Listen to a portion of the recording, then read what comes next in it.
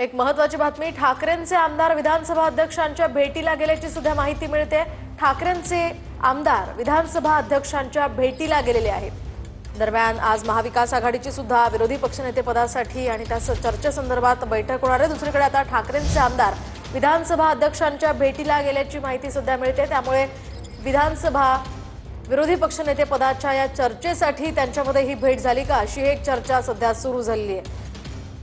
महत्त्वाची आणि मोठी बातमी सध्या आपण पाहतोय, ठाकरेंच्या शिवसेनेचे आमदार विधानसभा अध्यक्षांच्या भेटीला गेलेले आहेत। नेमक्या कोणत्या कारणामुळे त्यांनी भेट घेतली आहे हे अद्याप अस्पष्ट आहे। मात्र सुनील राऊत या ठिकाणी दिसतात आणि काही महत्त्वाचे नेते यासह खासदार ठाकरेंच्या शिवसेनेचे विधानसभा अध्यक्षांना भेटण्यासाठी गेलेले आहेत। आज पावसाळी अधिवेशनाचा खरं तर पहिलाच दिवस आहे।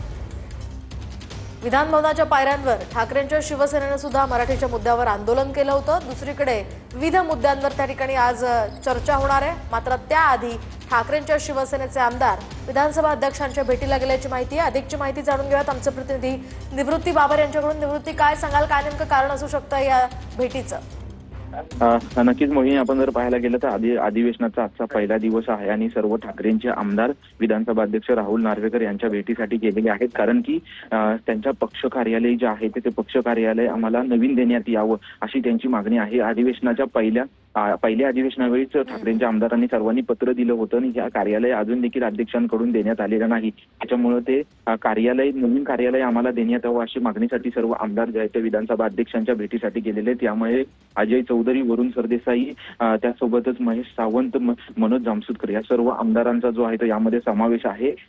ज्यावेळेस शिंदे गट आणि ठाकरे गट असे दोन निर्माण झाले होते त्यावेळेस शिवसेना पक्ष कार्यालयावरती शिंदे गटानं दावा केला होता आणि त्यानंतर 2024ला निवडणूक झाली। त्या निवडणुकीमध्ये ठाकरेंचा वेगळा पक्ष असून देखील एक छोटं कार्यालय देण्यात आलेलं आहे। आम्हाला स्वतंत्र मोठं कार्यालय देण्यात यावं। धन्यवाद निवृत्ती दिलेल्या या सगळ्या सविस्तर माहितीसाठी।